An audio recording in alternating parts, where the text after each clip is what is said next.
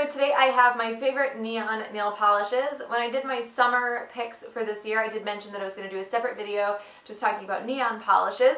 This is a collaboration with Holly at Miss Holly Berries, Lindsay at Lindsay Does Nails, Amy at Nail Polish Baby 90, Zenora at the Zen Network, Yuki at Warm Vanilla Sugar 0823, and then also Hannah at Hannah Eve Nails It. So I will link everyone's channels down below. The videos should be up relatively at the same time, but I'll link channels just in case there's a delay. We are all going to talk about our favorite neon nail polishes. I originally had some neon pastels picked out, but I kind of pushed them out just to keep the video from being too long, and I think a couple of them I had already mentioned in my summer picks anyway. So today I have neons. I'm going to start with the neon pinks that I have. My first is China Glaze Shocking Pink. Now I have not worn this in a while, actually. This used to be one of my favorite neon pinks ever. I had always worn this over white. I think I had mentioned in a video before that I had there had been a few China Glaze neons that I had always worn over white, just assuming that they needed to. And then the more I heard people talk, the more I realized that they really didn't need it. Flop Fantasy was one of the ones that I had always worn over white, but apparently a lot of people can wear it without white, and the first time I tried it without, I was like, I've been layering this over white the whole time. So this is one of the ones that I had always layered over white, but it doesn't really need it. It does benefit from it because this can be a little bit trickier of a formula. It's a little bit streaky and it doesn't want to dry evenly. It also dries matte, which makes it dry fast. It's hard to work with. I make it sound horrible, but it's a beautiful, beautiful, intense, bright pink color, and you can wear it with or without a white base. I think it's probably going to end up being about the same amount of coats either way, to be honest with you, because it can take a little bit to even out over a white or on its own, but this is an amazing, beautiful pink color. It doesn't even look like, I mean, obviously it's freaking out on my camera, but it doesn't look like too much in the bottle, but it's really bright on your nails, especially over white. The other one is, of course, a Flip Flop Fantasy, because this is such a unique color, and like I said, I have not yet to find a dupe for this. I have people ask a lot if I know of any dupes, because they don't make it. I mean, they still make the color, but now it's like a totally different color. It's like an orange. It's closer to Son of a Peach. I don't know of any dupes for this. If you guys know of any dupes for this, please let me know, because I have not been successful in finding a backup bottle, because I just moved mine around, but mine's about halfway gone. Amazing color. Again, trickier formula. You can put it over white. It doesn't necessarily need it, but it is a little bit hard to even out, and does dry matte, so it dries really fast. It can be difficult to work with. The other one I have is a more recent addition to my collection. This is Ready to Rave from China Glaze. This is from the Electric Nights collection. I really, really like this. This is kind of like a neon red. I think it's as close to a neon red as you can get, because anything that would be considered a neon red kind of has to have some pink or some orange put into it, because red doesn't get neon. This I think is about as close as you can get, and I absolutely love this color. This is, I think, I don't know if I mentioned it, I don't remember which one I said was my favorite when I actually did my review, but now that I've had them a little bit longer and worked with them a little bit longer, this is by far my favorite of the collection. I love it so much, and you know, I really don't tend to gravitate towards reds and oranges at all, but I love this one so much. Really good formula, 2 coats and it's opaque, super, super bright, no white base. Love it. I don't have any favorite neon oranges. I don't tend to wear orange that often, or neon orange that often. I really just don't like it that much. If I use it, I usually use it in gradients. I did pull out 2 from my collection, because if I have to pick a neon orange that I really, really like, these were the 2, and I did want to kind of run the spectrum of neon colors here. So the first one is Sun Worshipper from China Glaze. This is a very bright yellowy orange. This, I think, does benefit very well from a white base. It can't really, I mean, it just doesn't turn out well without one. I like this more for gradients, for like yellow to orange to red gradients. This is always the orange that I pick, because it is so bright, and it's one of those ones that in dusk and dawn lighting glows, like it seriously looks like it's glowing off your nails. Really, really nice color. I think this is, I mean, it's older, but I think you can still find it on head to toe. I think you can probably find it on Amazon. It is trickier of a formula. It doesn't need to go over white. It is thin. It does dry matte, so it dries fast, and it can dry a little bit uneven. That's why I tend to use it more for gradients, because none of those factors really play into the gradient as long as you put the gradient over white. So I like this one a lot. The other one, this is one that I actually have worn multiple times and really enjoyed it, even though it is an orange. This is Japanese Koi. This is another one that I layer over white. I think you could probably get away with wearing this on its own in a few coats, but it does suffer from that same formula. It's a little bit streaky. It dries matte, so it dries fast, and it's difficult to work with sometimes.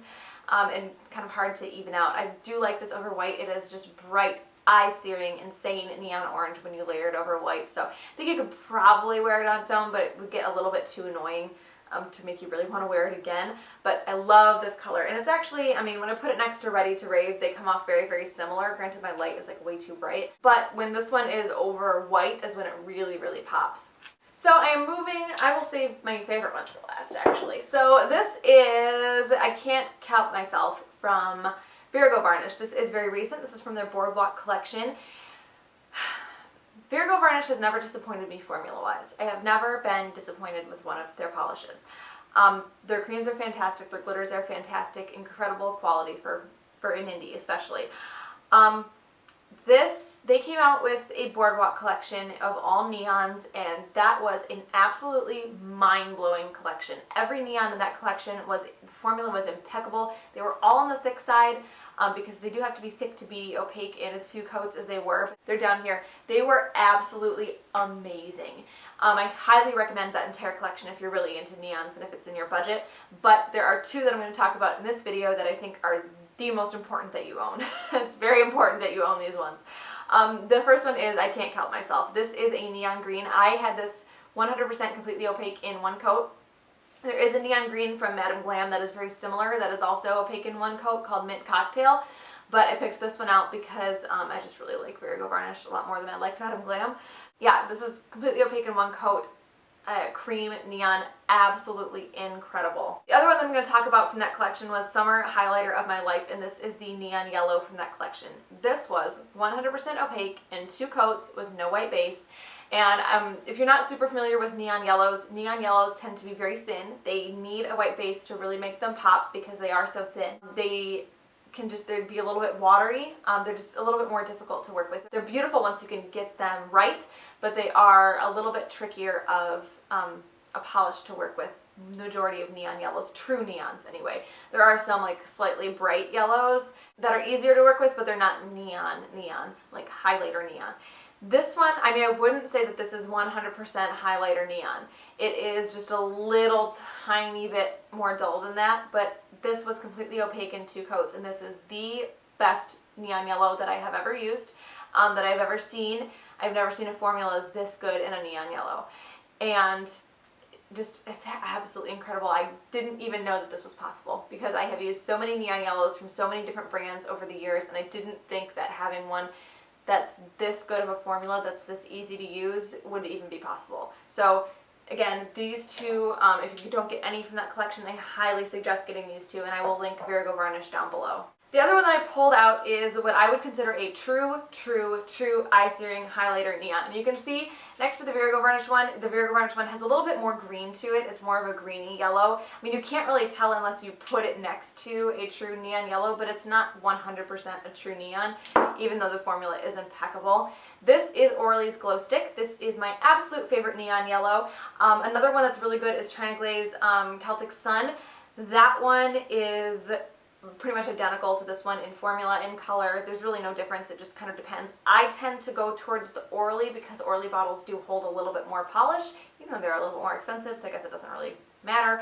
This is thin. This does need a white base. It is a little bit watery, a little bit streaky. The best thing about neon yellows is of all the neon polishes that need to go over white, yellow is really the easiest to work with. Anything that's a little bit darker, oranges, pinks, greens, they tend to show up streaky over the white because the yellow is so light and so bright. A lot of the times you can get away with just one coat of the neon yellow over white.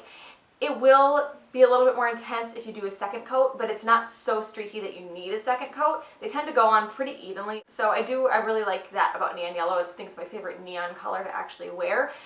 This though is my absolute favorite. Like I said, Celtic Sun is pretty much identical. I just tend to gravitate towards this one a little bit more. Like I said, 2 coats of white, 1 coat of this, and you're good. Generally, I'd say 2 coats of this. Because this dries matte, it dries really fast, so that second coat over the white doesn't really seem like much more extra work. So I think it's worth it to get the true color out of it, but I love this. This is my favorite. I actually dumped most of this out on the carpet in my old apartment. Thankfully, it was a neon yellow, so it came off really easily, but My bottle's running a little bit low. I've shaken it up, but it's running a little low just because I spilled it. So those are my favorite neon polishes. I hope you guys enjoyed this one. Again, I will link everyone else's channel that's involved in the collab down below. I will link Virago Varnish down below because they are the only indie seller that I've mentioned, I believe. I hope you guys enjoyed this one, and I will talk to you later. Bye.